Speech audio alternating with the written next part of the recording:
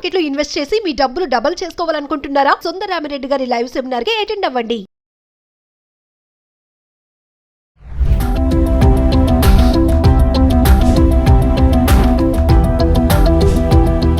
నమస్తే, welcome back to Suman TV. Present మనతో పాటు ఉన్నారు అనలిస్ట్ మందల కృష్ణారెడ్డి గారు. నమస్తే సార్. నమస్తే అమ్మా. సార్, నాకు ఒక చిన్న డౌట్ వచ్చింది సార్. ఇప్పుడు October 2 గాంధీ జయంతి, మరి అదే రోజు దసరా పండుగ కూడా ఉంది. మరి సాంప్రదాయమా దేశభక్తి అంటే మరి గాంధీ గారు చెప్పినట్టుగా ఆ రోజు హింస చేయకూడదని చెప్పేసి చాలా మంది ఏంటంటే ఆ రోజు నాన్ వెజ్ తినరు, మందు తాగరు కదా. మరి అదే రోజు పండగ వచ్చింది. మరి పండగ అంటే అందులో దసరా పండుగ అంటేనే ఖచ్చితంగా నాన్ వెజ్ ప్రియులు చాలా ఉంటారు. ఆ రోజు స్పెషల్ ఉంటుంది. మరి రెండు ఒకటే రోజు వచ్చాయి. ఏంటి దేశభక్తి సాంప్రదాయం అంటే? సాంప్రదాయానికి విలువ ఇవ్వడం నిజంగా తప్పని ఎవరు చెప్పరు, కానీ గాంధీ మహాత్ముడు అనేవాడు మామూలు సామాన్యమైన వ్యక్తి కాడు. ఏదో చోటామోటా నాయకుడు అయితే వేరే విషయం. 250 సంవత్సరాలకు పైగా మన దేశాన్ని పాలించి మనల్ని పీడించి మనల్ని ఒక బానిసలుగా తయారు చేసి ఈ దేశ సంపదనంతా కూడా ఇంగ్లాండ్ పట్టుకుపోయినటువంటి బ్రిటిష్ సామ్రాజ్యానికి ఎదురొడ్డి నిలబడి ఈ దేశానికి స్వాతంత్రం తీసుకొచ్చినటువంటి వ్యక్తి జాతిపిత మహాత్మా గాంధీ. కాబట్టి మహాత్మా గాంధీకి ఆయన జయంతి రోజున మనం ఏదైతే నిబద్ధతతో ఇన్నేళ్ల నుంచి స్వాతంత్రం వచ్చినప్పటి నుంచి ఇప్పటిదాకా మనం పాటించుకుంటూ వచ్చాం. ఆ రోజున పెద్ద ఎత్తున కార్యక్రమాలు జరుగుతాయి. ముఖ్యంగా దసరా పండుగకి దానికి ఉన్నటువంటి అడ్డంకులు ఏమిటంటే ఆయన అహింసావాది. దసరా అంటేనే హింస జరిగేటువంటిదని మనం అనుకుంటున్నాం వాస్తవంగా. అయితే తెలంగాణ ఏరియా కొన్ని ప్రాంతాల్లో మాత్రమే జంతువుల్ని బలివ్వడం లాంటివి ఉన్నాయి. కానీ నార్త్ ఇండియాలో చాలా చోట్ల ఓన్లీ కూరగాయలు మాత్రమే కట్ చేస్తారు. ఆ రోజున గుమ్మడికాయలు కట్ చేయడం ఇట్లాంటి కొన్ని అలవాట్లు కూడా ఉన్నాయి, అట్లాంటి పద్ధతులు ఉన్నాయి వాళ్ళకి.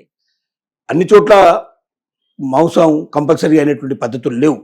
కానీ తెలంగాణలో ముఖ్యంగా ఆంధ్రలో కూడా ఇంత ఉండదు. వాస్తవంగా ఆంధ్రలో దసరా పెద్దగా అంత గొప్పగా ఎవరు జరపరు. తెలంగాణలో మాత్రం ప్రత్యేకంగా దసరా పండగ అంటే దసరా పండగే అనేటువంటి పరిస్థితి ఏర్పడుతుంది. ఇక్కడ మరి మేకల్ని బలివ్వడం, గొర్రెలను బలివ్వడం లాంటి జంతువుల్ని బలిస్తూ ఉంటారు. దాంతో పాటుగా మందు విందు లేకుండా అసలు కార్యక్రమం ఉండని పరిస్థితి ఏర్పడుతుంది. ఎంత చిన్న చిత్తగా ఫ్యామిలీ అయినా సరే తప్పనిసరిగా దీనికి అలవాటు పడినారు. వాళ్ళు జరుపుతారు, ఆరోగ్యంగా జరుపుతారు. అయితే మరి స్లాటర్ హౌసెస్ మాత్రం వాళ్ళ క్లోజ్ అయి ఉంటాయి. మాంసం దుకాణాలు కూడా మొత్తం క్లోజ్ అయి ఉంటాయి. అలాగే వైన్ షాపులు కూడా క్లోజ్ అయి ఉంటాయి. దీని మీద ఆలోచన ఉన్నవాళ్ళు ముందుగానే, మన వాళ్ళంతా తెలివి తక్కువ వాళ్ళు ఏం కాదు. October 2 రోజున అన్ని మూతపడతాయని తెలుసు కాబట్టి ముందు జాగ్రత్త చర్యగా ఎవరు తీసుకోవాల్సిన వాళ్ళు తీసుకునే ఉంటారు.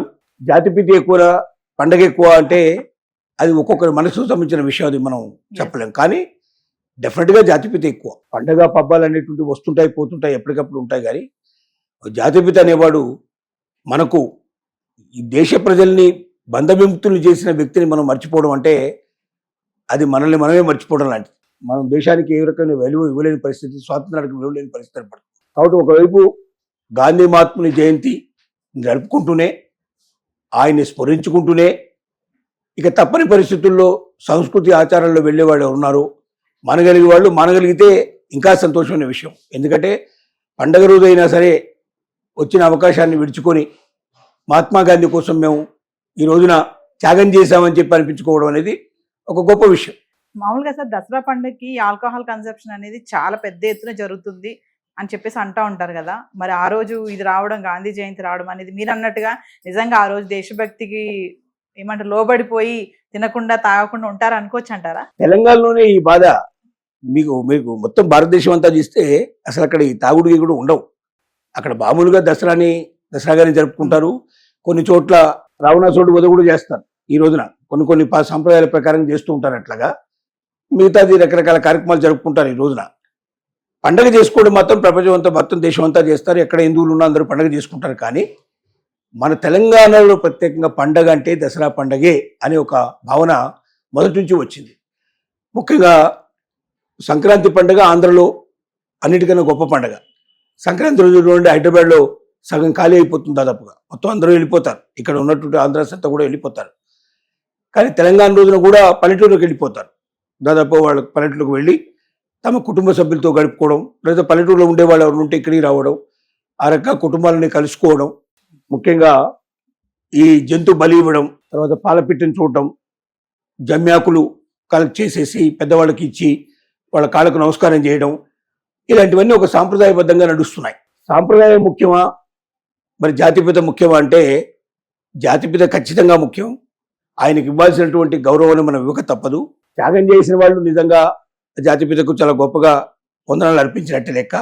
లేని వాళ్ళు ఆయన్ని స్మరించుకొని ఇక వాళ్ళు చేసే పని వాళ్ళు చేస్తారు. మనం వాళ్ళని ఏమి ఆపగలిగే పరిస్థితి మనకు ఉండదు. కానీ ఎందుకంటే దానికి అలవాటు పడ్డ వాళ్ళు అంత తొందరగా మారడం చాలా కష్టం. ఎప్పుడు రాలి ఈ మధ్యకాలంలో మనకు తెలిసినంత వరకు అక్టోబర్ 2 రోజున్నే దసరా రావడం అనేది చాలా చాలా రైర్గా జరిగిన విషయం. ఇది ఎప్పుడో ఎన్నేళ్ల క్రితం జరిగిందో మనకు తెలియదు, ఇంతకాలం వచ్చింది. ఇలాంటివి వచ్చినప్పుడు మనం మన దేశభక్తిని కూడా నిరూపించుకోవాల్సిన అవసరం ఉంది.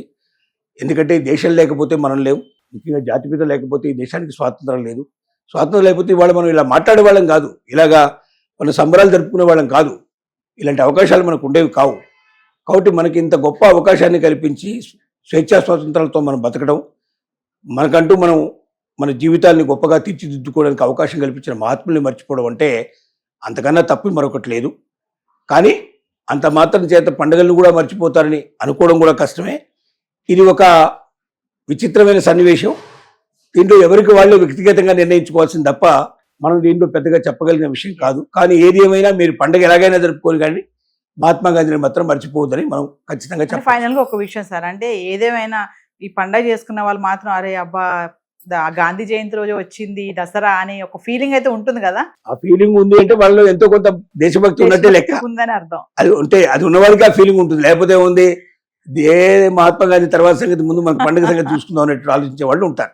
అది వ్యక్తిగతంగా ఒక్కొక్క వ్యక్తి ఆలోచన ప్రకారం ఉంటుంది తప్ప దానికి ఇదేని కొలమానం చేయడం చాలా కష్టంతో కూడుకున్న పని. Thank you sir.